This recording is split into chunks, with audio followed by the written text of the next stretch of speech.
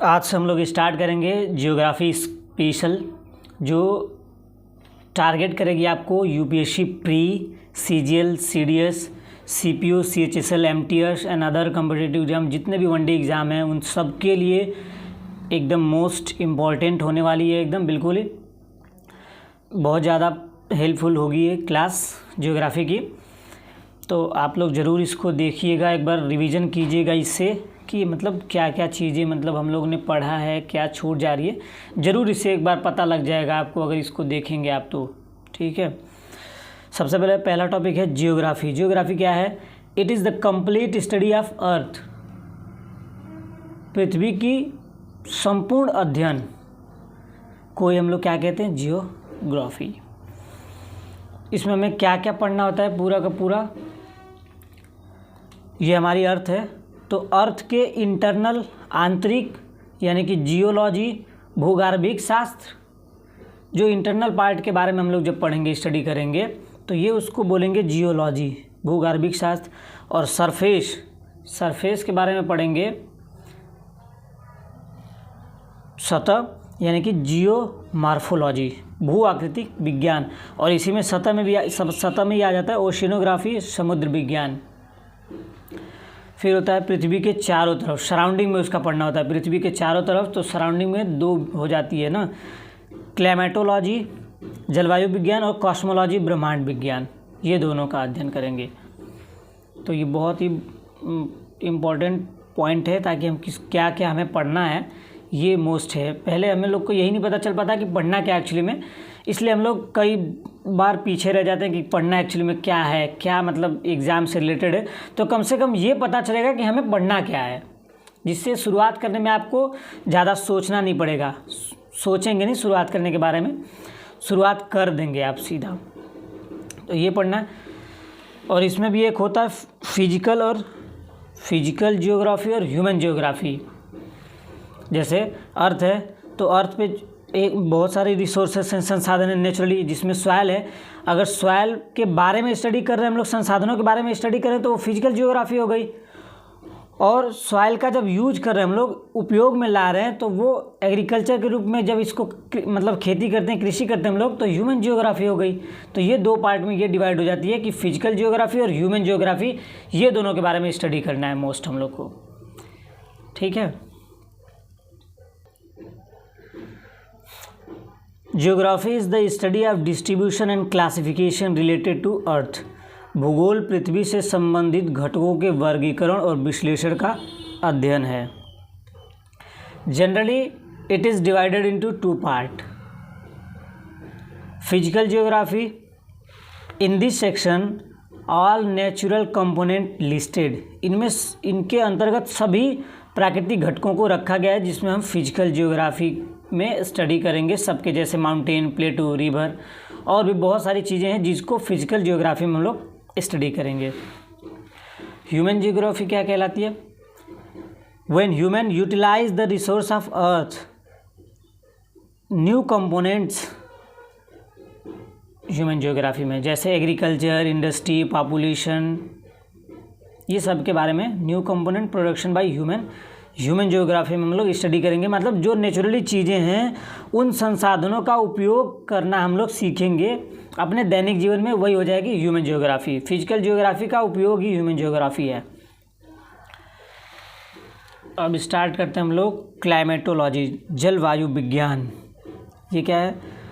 It is the study of climate and it's factor, जलवायु तथा इसके घटकों का अध्ययन है। जैसे इनमें क्या क्या क्लाइमेटोलॉजी में, जलवायु विज्ञान में किस किस के बारे में अध्ययन करना है?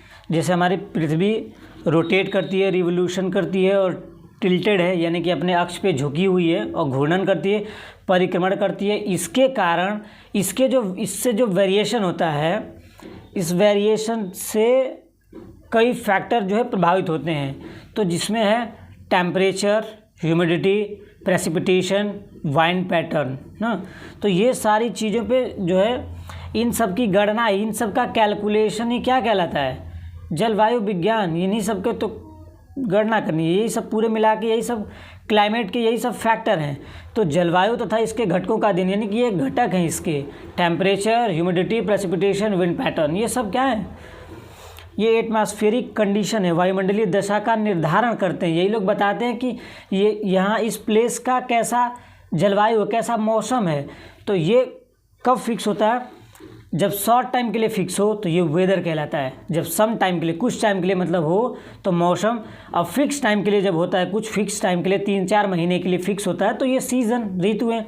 और long time near about 35 year तक जब ये कैलकुलेशन किया जाता है बाद में इसके, तो इसको बोलते हैं क्लाइमेट, जलवायु। ये बहुत जल्दी परिवर्तन नहीं होता, ये 35 ईयर तक, नियर अबाउट 35 लॉन्ग टाइम तक होता है, तब जाके पता चलता है क्लाइमेट में क्या क्या चेंजिंग हुई है। तो ये सारी चीज़ें तो आप डेली देखते होंगे कि मौसम परिवर्तन हो गया, शॉर्ट टाइम के लिए होता है, फिक्स टाइम के लिए जो ऋतुएं परिवर्तन होती है, एक साल में 2-3-4 बार ऋतुएं, 4 ऋतुएं हो जाती हैं, तो ये ठीक है।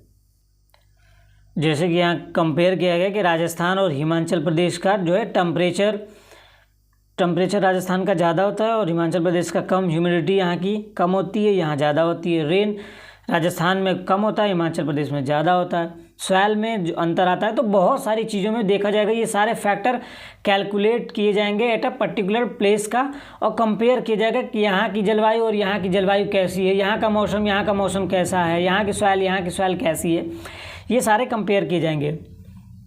Our earth tilted at 23.5 degree and it's revolve around the sun and elliptical path. हमारी पृथ्वी अपने अक्ष पर 23.5 डिग्री झुकी हुई है तथा सूर्य के दीर्घाकार मार्ग पर चक्कर लगाती है।